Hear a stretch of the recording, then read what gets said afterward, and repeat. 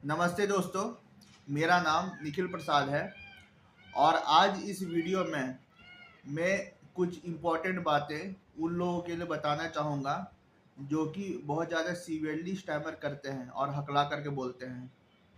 तो यह वीडियो उन लोगों के लिए है जो कि सीवियर स्टैमरर है। जो लोग बहुत ज़्यादा हकलाते हैं उनको यह समझ में नहीं आता है कि वो शुरुआत करे तो कैसे करे। पहली बात तो उनको बहुत ज़्यादा स्टैमरिंग होती है और वो कुछ भी बोल पाने में असमर्थ होते हैं। अगर वो कुछ बोलना भी चाहते हैं तो अच्छे से बोल नहीं पाते हैं और अटक जाते हैं, रुक जाते हैं और उनको बोलने में बहुत ज़्यादा परेशानी भी होती है। उनकी सांस चढ़ जाती है, छूट जाती है। इस वजह से उनकी ब्रीदिंग भी अच्छे से नहीं हो पाती है। तो आज इस वीडियो में मैं कुछ उपायों के बारे में बताऊंगा कि आ, किन उपायों को अपना करके एक बहुत ज़्यादा हकलाने वाला व्यक्ति थोड़ा बहुत कंट्रोल इस्टेब्लिश कर सकता है अपनी आवाज़ के ऊपर और कंट्रोल इस्टेब्लिश करके वो मेहनत करके आगे बढ़ सकता है और स्टैमरिंग को जड़ से हरा सकता है। तो मेरा पहला एडवाइस सभी हकलाने वाले लोगों के लिए है कि आप अगर नॉर्मल पेस में बोल रहे हैं, नॉर्मल स्पीड में बोल रहे हैं, तो पहले आप अपना बोलने का स्पीड थोड़ा सा कम कर लें। अगर स्टार्टिंग में आप अपने बोलने का स्पीड थोड़ा सा कम कर लेंगे तो पहले बात तो आपको बोलने में थोड़ी सी सहूलियत होगी। आप थोड़ा सा आराम से बोल पाएंगे, थोड़ा सा धीरे बोल पाएंगे और सामने वालों को भी आराम से समझ में आ जाएगा। तो मेरा एडवाइस यह है कि आप थोड़ा सा धीरे बोलें।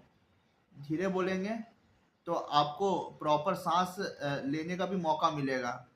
अगर आप सांस ले पाएंगे तो अगला शब्द आप स्पष्ट रूप से बोल पाएंगे।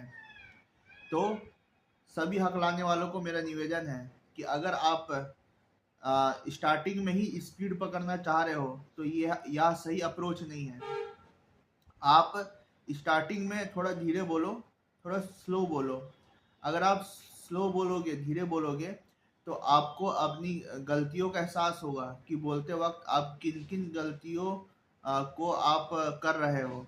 अगर गलतियों का एहसास नहीं होगा तो आप वो गलतियां करते चले जाओगे और आपकी स्टैमरिंग कभी भी ठीक नहीं होगी।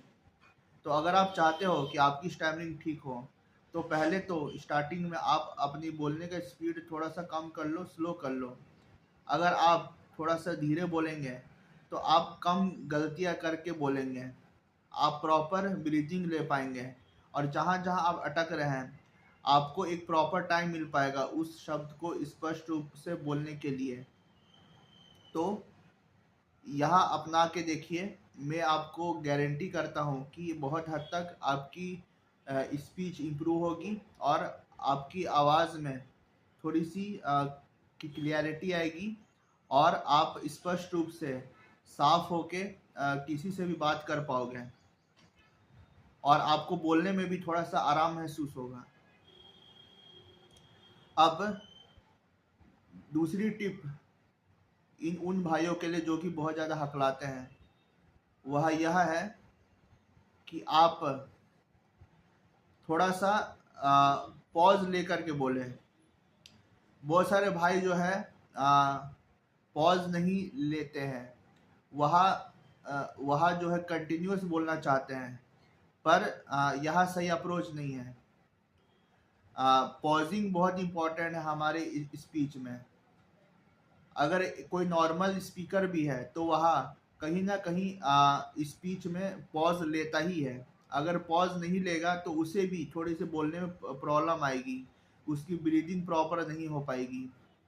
तो धीरे बोलने के अलावा हमें यह भी करना है कि हमें प्रॉपर पॉज लेकर के बोलना है।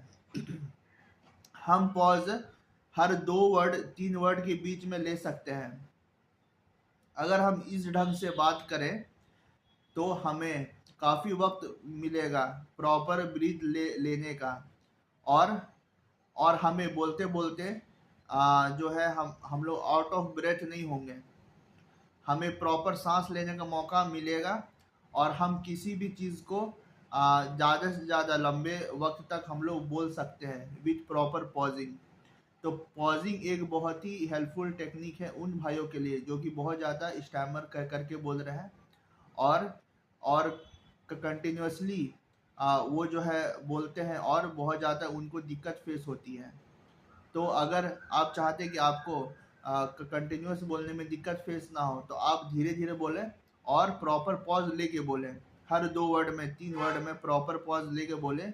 इससे क्या होगा कि आपको सांस लेने में आसानी होगी, सांस लेने में आसानी होगी और आप स्पष्ट रूप से कोई भी चीज़ सांस ले करके अच्छे से बोल पाओगे।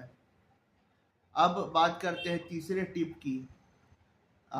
जो लोग बहुत ज़्यादा हकलाते हैं उनके लिए तीसरा टिप यह है कि आप कोई भी चीज़ को जो है थोड़ा सा प्रोलॉन्गेशन के साथ बोले। अगर आप किसी शब्द में अटक रहे हो, किसी शब्द में आपको ब्लॉकेज हो रही है, तो आप हड़बड़ाए नहीं, घबराए नहीं। आप जो है पहले तो अपना बोलने का स्पीड कम कर लें, एक प्रॉपर पॉज लें और जो शब्द में आपको स्टैमरिंग हो रही है, जो शब्द में आपको ब्लॉकेज हो रही है, उसको आप एक्सटेंड करके बोले, थोड़ा सा लंबा खींच करके बोले। अगर आप यह करते हैं तो आप यह पाएंगे कि वो शब्द जो कि बहुत ज़रूरी है ना, जो आप अपने लाइफ में सब्स्टिट्यूट करके बोलते आ रहे थे इतने वक्त तक, है ना, वो आपको सब्स्टिट्यूट नहीं करना पड़ेगा और आप थोड़ा सा वक्त ले करके थोड़ा सा आप इलोंगेट करके आप उसको कम से कम बोल पाओगे, है ना। बहुत सारे लोग जो है अपना नाम भी सही से बोल नहीं पाते हैं। अगर वह इस टेक्निक को अपनाएं तो वह देखेंगे कि आसानी से वह अपना नाम, अपना एड्रेस, अपने शहर का नाम आसानी से बोल पाएंगे। जब मैं बहुत ज़्यादा स्टैमर करता था तो मैं अपना नाम निखिल बोल नहीं पाता था। तब मुझे ये टेक्निक के बारे में मालूम पड़ा कि अगर मुझे अपना नाम बताना है किसी को, जो कि बहुत ज़रूरी भी है क्योंकि बिना नाम बताए कोई भी काम आजकल नहीं होता है। तो अगर मुझे किसी को अपना नाम बताना है तो मैं इस प्रोलॉन्गेशन टेक्निक का इस्तेमाल करके मैं सामने वालों को नाम बता सकता हूँ, निखिल, है ना। तो यह टेक्निक बहुत ही हेल्पफुल है और इससे क्या होगा कि आपके मन में डर नहीं बैठेगा कि अगर ये वर्ड मुझे बोलना पड़े तो मैं बिल्कुल भी बोल नहीं पाऊंगा, मेरे लिए बोलना इम्पॉसिबल होगा। नहीं, आपके लिए बोलना पॉसिबल होगा, भले वो थोड़ा सा अलग ढंग से हो, अलग टेक्निक से हो, पर कम से कम आप उस शब्द को आसानी से बोल पाओगे। अब बात करते हैं चौथे टेक्निक की, चौथे टिप की, है ना। जो लोग बहुत ज़्यादा हकलाते हैं उनके लिए चौथा टिप यह होगा कि आप कभी भी वर्ड्स को सब्स्टिट्यूट ना करें। अगर आप हकलाने के डर से शब्दों को बदल रहे हैं तो ये आपकी बहुत बड़ी भूल हो सकती है। आप जो है किसी भी शब्द को ना बदले, आपको जो कहना है आप खुल करके कहें और बिना शब्द बदले, है ना, बिना शब्द बदले, बिना मतलब कि अपनी भाषा बदले, आप वही शब्द को, वही सेंटेंस को आप उसी सीक्वेंस में बोले जो सीक्वेंस में आप बोलना चाह रहे थे। इससे क्या होगा कि आपको जो है इसको छिपाने की आदत आपकी हट जाएगी। बहुत सारे लोग इसको छिपाने के लिए शब्द बदलते हैं, अपने वाक्य बदलते हैं ताकि सामने वाले को यह पता ना लगे कि आप इस शब्द में हकलाते हैं, पर यह आपकी भूल हो सकती है। अगर मान लीजिए कि आप अपना एड्रेस किसी को बता रहे हैं तो वह आप बदल नहीं सकते हैं, है ना। जो आपका एड्रेस है वो तो एड्रेस ही रहेगा, उसको आप लाख कोशिश करने के बावजूद भी नहीं बदल सकते हैं। तो जो लोग सब्स्टिट्यूट करके बोलते हैं, बदल के बोलते हैं, तो वह एक बहुत ही बड़ी चूक कर रहे हैं।